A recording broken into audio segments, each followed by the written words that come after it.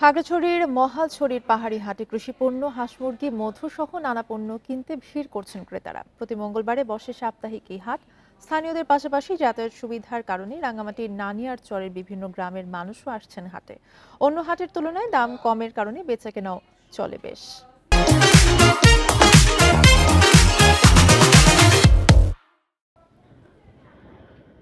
Khagrachari Changi নদী তীরবর্তী মহালছড়িতে মঙ্গলবার বসে সাপ্তাহিক হাট। ভোর হতেই দূর দূরান্ত থেকে জমি উৎপাদিত বিভিন্ন সবজি, হলুদ, আদা, মরিচ সহ বিভিন্ন কৃষি পণ্য নিয়ে বাজারে হাজির চাষিরা।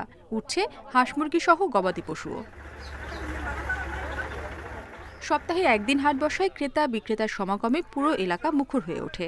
স্থানীয়রা ছাড়াও নৌপথে যাতায়াত সুবিধার কারণে রাঙ্গামাটির নানিয়ার চর থেকে মানুষ এই হাটে আসে। স্থানীয় চাহিদা মিটিয়ে যাচ্ছে চট্টগ্রাম সহ দেশের বিভিন্ন প্রান্তে।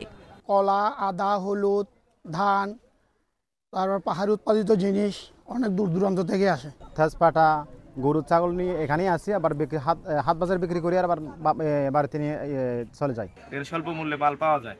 এই মালগুলো আমরা ওদের থেকে নিয়ে এগুলো আমরা বাইরে একটু ভালো দামে বিক্রি করি। মহালছড়িতে মৎস্য অবতরণ কেন্দ্র থাকায় এখানে মাছের বাজারও জমজমাট।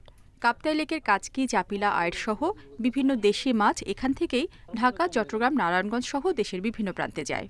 কাপ্তাই হ্রদের বিভিন্ন প্রজাতির পর্যাপ্ত পরিমাণ মাছ মহালছড়ির হাটবারে উঠছে।